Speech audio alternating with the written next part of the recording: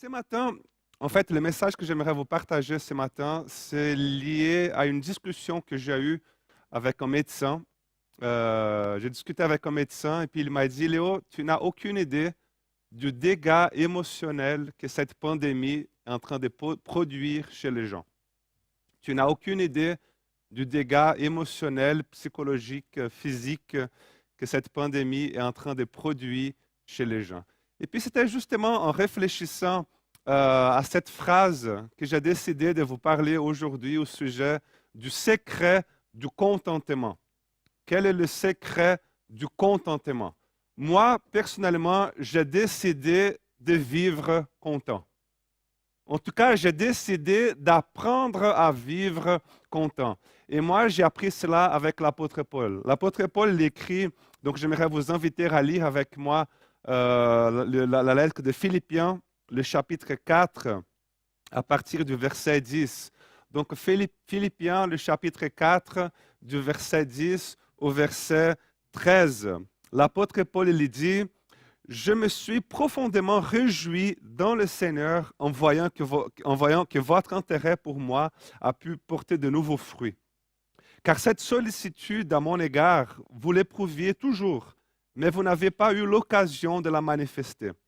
Ce n'est pas le besoin qui me fait parler ainsi, car j'ai appris en toutes circonstances à être content avec ce que j'ai.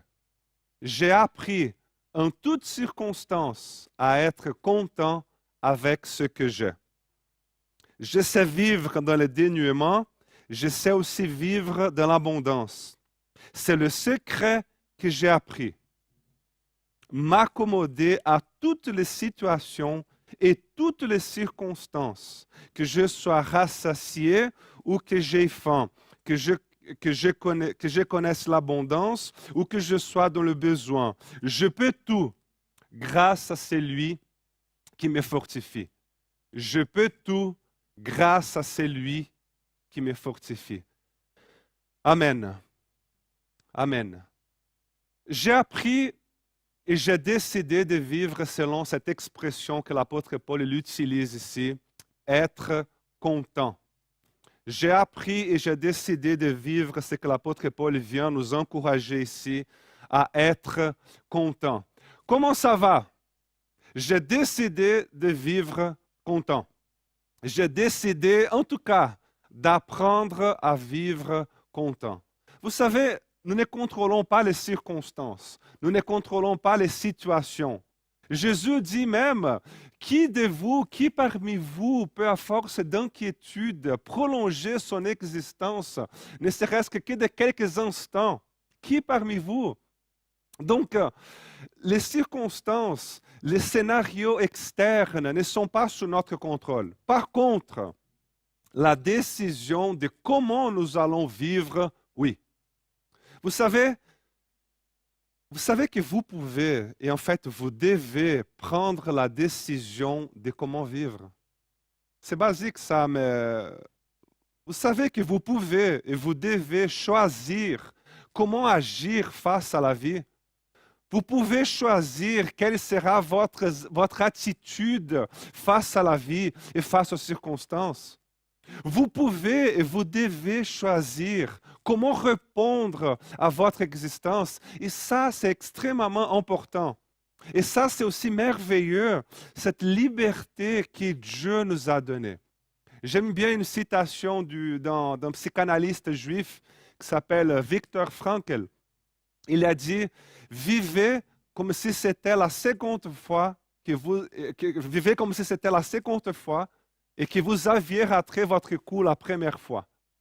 Vivez comme si c'était la seconde fois et que vous aviez raté le coup la première fois. C'est bien, j'aime bien cette citation parce que c'est comme si ce que Viktor Frankl nous est en train de dire, c'est regarde ta vie actuelle, regarde ta vie telle qu'elle est actuellement et choisis et décide quelle sera ton attitude. Si on avait posé la même question à l'apôtre Paul, on avait dit, Paul, dis, dans ton parcours spirituel, qu'est-ce que tu pourrais nous apprendre au sujet de notre attitude face à la vie? Et puis il nous dirait un tas de choses en fait. Mais basé sur ce que nous venons de lire, il nous dirait, Léo, décide d'être content. Si tu ne sais pas comment être content, alors il faut que tu apprennes. Parce que c'est justement ces expressions que l'apôtre Paul il utilise ici. Il va dire, je sais vivre dans le dénuement, je sais aussi vivre dans l'abondance. Pourquoi? Parce que j'ai dû apprendre en toutes circonstances à être content. J'ai appris en toutes circonstances à être content. C'était son choix personnel. Alors maintenant, la question est la suivante. Que signifie-t-il être content? Que signifie-t-il être content?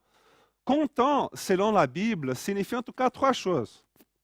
Selon en tout cas le Philippiens, le chapitre 4, signifie en tout cas trois choses. La première, c'est l'idée de quelqu'un d'autonome.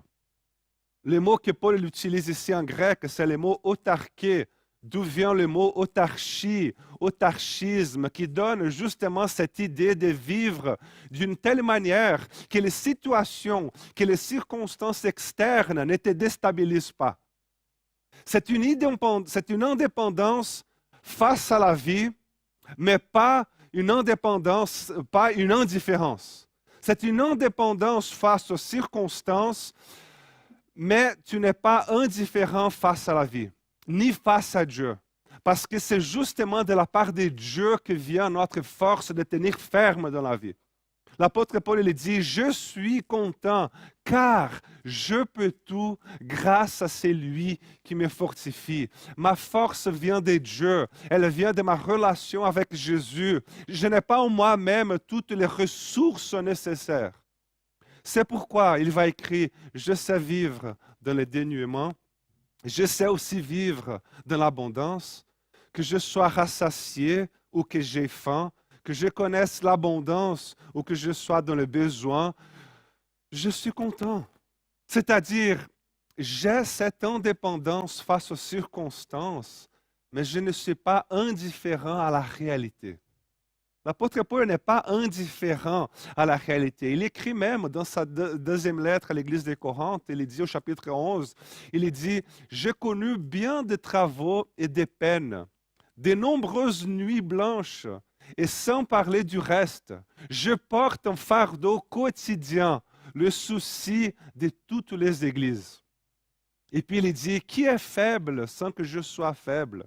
Et qui tombe sans que cela me brûle? » Donc, il ne s'agit pas d'être indifférent face à la vie. C'est plutôt un état de sérénité et de sécurité que l'apôtre Paul mentionne aussi ici en Philippiens en parlant de la paix de Dieu qui dépasse tout ce que l'on peut comprendre et qui garde notre cœur et nos pensées en Jésus-Christ.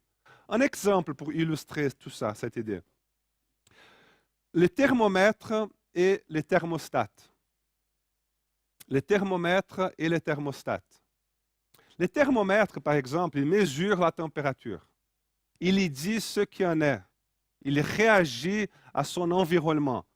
Le thermomètre ne sert pas à régler la température, mais tout simplement à mesurer la température. Tandis que le thermostat, il sert à maintenir la température ou plutôt à créer la température désirée. Donc le thermostat, il crée l'environnement, la température souhaitée. Et donc le contentement, c'est justement cette attitude de thermostat dans la vie et face à la vie.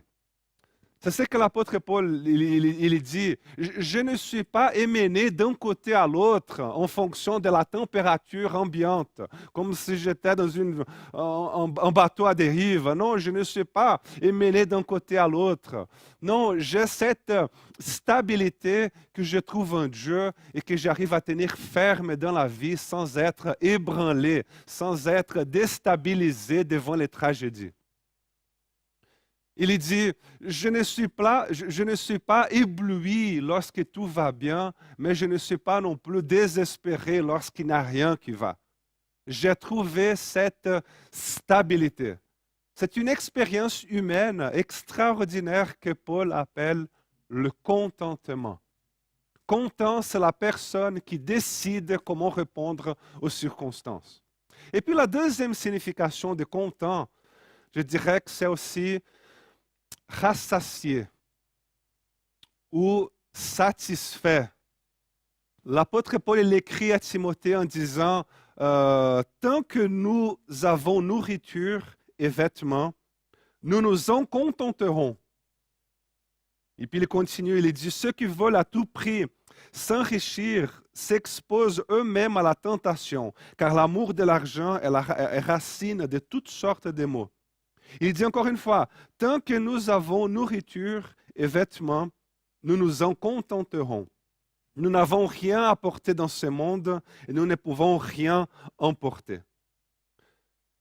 Et lorsque je lis cela, je me souviens tout de suite des paroles de Jésus quand il dit « Ne vous inquiétez donc pas et ne dites pas que mangerons-nous ou que boirons-nous ou avec quoi nous habillerons-nous » Et puis Jésus dit, mais vous voyez ces oiseaux-là qui volent dans le ciel, ils ne sèment ni moissonnent, ils n'amassent pas de provisions dans des greniers, et votre Père céleste les nourrit. Et puis Jésus dit, observez les lys sauvages. Si Dieu habille ainsi cette petite herbe, cette petite plante de champ qui est là aujourd'hui et qui demain sera jetée au feu, à plus forte raison ne vous vêtira-t-il pas vous-même? Aussi donc, la nourriture et les vêtements dans la Bible, c'est un langage pour représenter de tout ce qui est vraiment essentiel pour la vie. Donc, être content dans ce sens-là signifie être rassasié, satisfait vis-à-vis de ce qui est essentiel dans la vie. Et moi, je me souviens d'une histoire d'un homme très simple, en fait. Il habitait dans un village de campagne au Brésil, un village hyper simple. Et puis, il avait sa petite maison là au milieu de nulle part. Ses habits étaient un short et une chemise et c'est tout. Il se promenait à pieds nus. Et puis un jour, quelqu'un de sa famille qui habitait dans une grande ville l'invita pour une fête. Et puis l'homme, il était, en arrivant dans la grande ville, il était ébloui par toutes les lumières, les shoppings, les restaurants, les trafics, des gens partout. Et puis alors qu'il était à la fête, quelqu'un lui posa la question, et toi, tu habites où? Et puis il répondit qu'il habitait dans un tel village de la campagne du pays. Et puis la personne dit, eh ben, dis donc, ça doit être terrible d'habiter dans un tel endroit. Je ne sais pas comment tu fais, mais ça doit être terrible d'habiter dans un tel endroit. Et puis l'homme, avec toute sa simplicité, il sourit et puis il dit, ça dépend.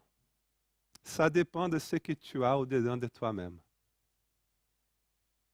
Ça dépend de ce que tu as au-dedans de toi-même. Voilà un homme qui était content. Voilà un homme qui savait ce qui était essentiel. Ça dépend de ce que tu as au-dedans de toi-même. Parce que content signifie cela. Content, qui vient du mot aussi contenu. Content est celui qui ne se définit pas par le monde des choses, par le monde matériel. Il est rassasié, il est satisfait par ce qui est essentiel. Donc j'ai décidé d'être content et j'ai décidé d'apprendre le secret du contentement. J'ai décidé d'être satisfait avec peu de choses, même si j'ai déjà beaucoup. J'ai décidé de demander à Dieu qu'il m'apprenne à être satisfait avec l'essentiel et d'oublier toutes les distractions qui m'entourent. Ainsi donc, content est la personne qui a cette stabilité, mais qui n'est pas indifférent aux circonstances. Et content est la personne qui est satisfaite parce qu'elle a découvert ce qui est vraiment essentiel dans sa vie et elle n'est pas déstabilisée par les choses superflues. Et la troisième et dernière signification de content, c'est aussi la personne qui est capable de donner la bonne réponse face à la vie. Et ça, c'est très important parce que content, vous voyez, content ne signifie pas être joyeux tout le temps. Content ne signifie pas forcément être dans la joie. C'est clair que cette compréhension-là, surtout en lisant la lettre des Philippiens, pourrait être un piège. Parce que Paul il parle plusieurs fois dans sa lettre, réjouissez-vous, soyez toujours dans la joie, soyez toujours joyeux d'appartenir au Seigneur, réjouissez-vous, soyez joyeux. Il mentionne cela plusieurs fois. La lettre des Philippiens est considérée la lettre de la joie, tellement il en parle ici. Donc, on pourrait comprendre cela comme s'il nous demandait d'être dans un état permanent d'extase émotionnelle. Comme s'il nous demandait d'être dans un état d'émotion qui déborde tout le temps, dans un état permanent d'allégresse. Mais il ne s'agit pas de cela ici. Content, c'est cette capacité de donner la bonne réponse en fonction de la température de l'environnement. Quelqu'un qui a le même état émotionnel tout le temps n'est pas en bonne santé. Elle est malade. Dans le langage psychologique, on appelle cela de la dissociation. Quelqu'un qui au moment de pleurer, il rit. Ou quelqu'un qui au moment de rire, il pleure. Donc il n'arrive pas à donner une réponse à la réalité. Et combien parmi nous, et je sais que maintenant plusieurs seront concernés, combien parmi nous qui sommes des traditions chrétiennes ou pas, n'avons-nous pas entendu ou n'avons-nous pas été pressionnés par le fait que le croyant doit être bien tout le temps? On ne peut pas pleurer. Pourquoi? Parce que celui qui a la foi ne pleure pas. Il faut être toujours dans l'allégresse. Pourquoi? Parce que c'est le fruit du Saint-Esprit. Donc, celui qui est rempli du Saint-Esprit doit être toujours dans la joie. Cet état d'euphorie permanent n'est pas un signe de bonne santé, en fait. Jésus, par exemple, il pleure plusieurs fois. Ah Jésus, tu es en train de pleurer, alors tu es en train de faire une décompensation émotionnelle. Non, je ne suis pas en train de... Non, je suis tout simplement en train de donner la bonne réponse que la vie est en train d'exiger de moi maintenant. Je suis conscient. Donc le contentement est cette attitude de sérénité, de stabilité et de savoir répondre face aux circonstances de la vie. Il y a des jours où on n'est pas bien. C'est une mauvaise journée au travail. C'est le projet qui n'a pas bien abouti. C'est la même dispute avec ton mari. La même dispute avec ton épouse. C'est le petit commentaire que quelqu'un a fait. C'est les enfants qui posent des problèmes. C'est cette personne de ta famille qui ne répond pas à tes messages. Et lorsqu'elle répond, elle est agressive. Puis on arrive à la maison et on nous pose la question, ça va? Ouais, c'était un peu compliqué aujourd'hui, là. Je suis pas mal triste, c'est lourd. Tandis qu'il y a d'autres jours, on se dit, mais aujourd'hui, je suis productif. Aujourd'hui, j'ai pu bénir des vies, je me sens en pleine forme. Donc, content signifie répondre de manière digne à la vie et ne pas laisser que la vie te détruise. Ne pas laisser que la vie, qu'elle t'amène d'un côté et de l'autre. Donc, je reviens au tout début. J'ai pris la décision d'être content. Et je prie, et je t'invite à prier aussi, à faire cette prière, de dire, Seigneur, je ne veux pas être indifférent avec les choses qui m'entourent. Mais je ne veux pas non plus que ces choses-là me déstabilisent et me volent ma santé psychique. Seigneur, je veux être complet, alors aide-moi, Seigneur. Seigneur, aide-moi à trouver le secret du contentement. Aide-moi, Seigneur, à discerner ce qui est essentiel dans la vie. Seigneur, aide-moi à vivre en étant satisfait, même avec peu de choses. Seigneur, aide-moi à vivre sans me plaindre. sans murmurer. Seigneur, aide-moi à être reconnaissant. Seigneur, aide-moi à donner les bonnes réponses face aux circonstances. Seigneur, je veux être content. C'est un choix. Ce n'est pas fuir la réalité, mais c'est plutôt adopter une nouvelle attitude face à la vie. Le contentement comme étant un mécanisme contre le murmure, le contentement comme étant un mécanisme contre le découragement, le contentement comme étant un mécanisme contre le désespoir, contre l'indifférence. Alors je t'invite à être content. Amen. Ah Léo, mais je n'arrive pas. Je sais. C'est pourquoi le secret du contentement, ce n'est pas la réflexion, la discipline ou la lecture philosophique. Le secret du contentement, c'est je peux tout grâce à celui qui me fortifie. Jésus est notre force. Jésus est ta force. Ah, ça ne va pas. Alors, ok, mais est-ce qu'on peut invoquer la présence de Jésus dans cette maison? Hein, quand vous voyez que là, l'environnement chez toi ou au travail commence à obscurcir, commence à devenir lourd, tu te dis, mais est-ce qu'on peut invoquer Jésus encore une fois dans cette maison? Est-ce qu'on peut invoquer la présence de Jésus dans nos vies là? Est-ce qu'on peut déclarer encore une fois et encore une fois que nos vies, que nos pensées, que notre maison appartiennent à Jésus-Christ? Est-ce qu'on peut déclarer que nos maisons, que nos familles, que notre Église appartiennent à Jésus? Est-ce qu'on peut déclarer cela une fois et encore une fois? Donc ma prière pour toi et ma prière aussi pour ta maison, c'est qu'il ait du contentement. Si quelqu'un te demande comment ça va, tu dis je suis content. Ah, tu es dans la joie. Je suis content. Et je prie que Jésus te visite, qu'il rentre chez toi, qu'il te fortifie et qu'il souffle sur toi la puissance de l'esprit de résurrection. Amen. Et vous savez, je ne veux pas être simpliste, mais en fonction du niveau de détresse que tu vis, il ne faut pas combattre tout seul. C'est peut que tu es arrivé dans un niveau de détresse déjà, c'est la dépression, c'est l'état d'anxiété généralisée, c'est l'état de panique, de crise de panique. Il ne faut pas combattre tout seul. Il se peut que tu aies besoin d'une aide extérieure. Dans notre Église, il y a les pasteurs, il y a de la relation d'aide. Donc j'aimerais juste te dire, tu n'es pas seul.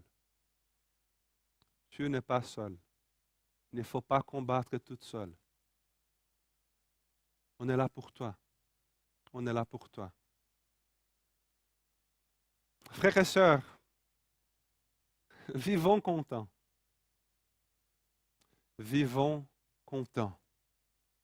Vivons contents. Amen. Car nous pouvons tout grâce à celui qui nous fortifie. Nous pouvons tout grâce à celui qui nous fortifie. Que Dieu vous bénisse.